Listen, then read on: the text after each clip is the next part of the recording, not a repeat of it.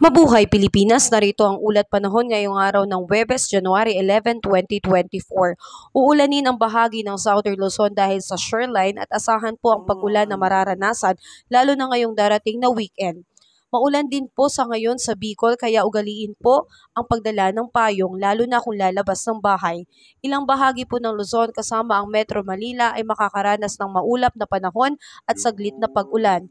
At ang buong Visayas ay magkakaroon ng bahagyang maulap hanggang sa maulap na papawirin na may pulupulong pag-ulan o pagkulog at pagkidlat tulad ng easterlies or localized thunderstorm.